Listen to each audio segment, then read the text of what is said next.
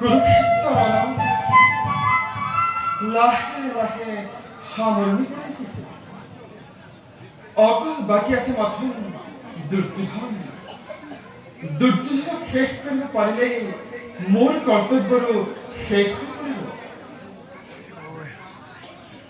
সৈন্যৰ সকলো সিহঁতৰ বাবে বিশেষ চিন্তান্বিত হ'ব নালাগে। দাদা তীৰ্থৰ পৰা ঘূৰি অহাৰ আগতে দুৰ্যোধনক কিবা এটা কৰিব নোৱাৰিলে পাছত কৰাটো তাৰ হৈ পৰিব। দুৰ্যোধন দাদাৰ পৰম ভক্ত নহয়, তাৰ লগে লগে সকলোকে আদৰ কৰিব লাগিব।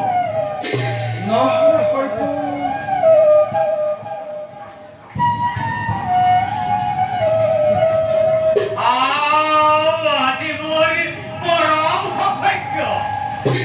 দেখুন নাৰায়ণৰ ওচৰতে ওলালোহি। প্ৰণাম। আহা মামা, তোমাৰ কথাকে ভাবিছিলো। সেই যুদ্ধৰ মাজতে মোৰ কথা ভাবিছিল নে যুদ্ধৰ ভাৱেৰে মোৰ কথা ভাবিছিল? মাজতে মামা। তেন্তে মোৰো চাউল উকলিল। কিয় কিয় মামা? কাৰণ অতদিন ডাঙৰ ডাঙৰ গ্ৰহ নক্ষত্ৰবিলাক হিচাপ কৰি আছিলা যেতিয়া আমি নকৰিছিলো।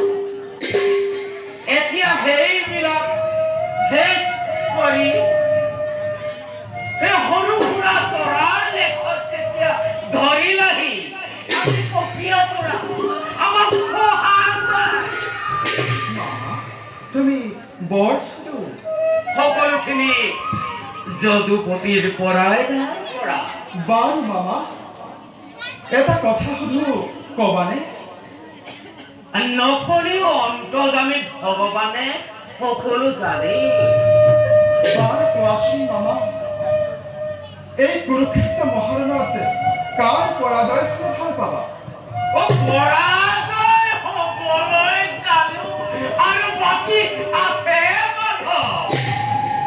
এতিয়া ভাল পাইছো নে বেয়া পাইছো প্ৰভু ভগৱন্তই জানেই। মামা, কৌৰৱৰ আশ্ৰমত থাকি দুৰ্যোধনৰ ইমান বিশ্বাসী ভাজন হৈ বিশ্বাসঘাতকী হলা কিয় মামা? তাৰো উত্তৰো আজি মাধৱক দিব লাগিবনে বাৰু? তুমি নিষ্ঠুৰ। আৰু তুমি? মই মোৰ কৰ্তব্য কৰিছো। মোৰ কৰ্তব্যৰ কোনখিনি প্ৰতিৰোধ প্ৰভু? ভাগিন বুলি মুখৰ অমৃতেৰে ভুলাই অন্তৰৰ চিৰ সঞ্চিত হলাহল পান কৰোৱাতকৈ সমূহ সময়ত অহংধাৰণ কৰি শত্ৰুতা আচৰণ কৰা অনেক গুণেই শ্ৰী মামা। প্ৰভু, ক্ৰোধান্ধ মানুহ মই, ক্ৰোধান্ধ মানুহ মই। এই প্ৰতাৰণা প্ৰবঞ্চনাৰ ক্ষমাৰ অযোগ্য বুলি মই জানো। তথাপিতো পূৰ্ণ ব্ৰহ্ম ভগৱন্তৰ সেই কপট নিদ্ৰাতকৈ মোৰ এই দুখ অতি টোপনিয়নে প্ৰভু। মামা, তুমি ভুল বুজিছা। ভুল কৰি কৰি মই ভুলতে অভ্যস্ত হৈ পৰিছো। শেষ বয়সত আৰু মোৰ ভুল নাভাগে নাৰায়ণ। তোমাৰ দুখতে কৌৰৱ ধ্বংস হল। স্বৰ্ণময় লংকা চাই কৰিছিল ৰাজঘাটা বিভীষণে। আৰু যে স্বৰ্ণময় ভাৰত ভূমিকে শ্মশানত পৰিণত কৰিলা ৰাজমাতুল তুমি সকলোৱে। মোৰ ধন্যবাদ গ্ৰহণ কৰা। নবুজি অতি সহজ, অতি সহজ। পৰৰ অন্ন হেবি এই সবুজি দুৰ্যোধনৰ অংগৰে পালিত দৰিদ্ৰ প্ৰবঞ্চক শকুনি এই মূৰৰ ওপৰত যেতিয়া এই সমগ্ৰ ভাৰত যুদ্ধৰ যুগ জাপি দি অগতিৰ গতি শ্ৰী জগতৰ প্ৰতিয়ে যেতিয়া দুখৰ হাত হাৰিব পাৰিছে।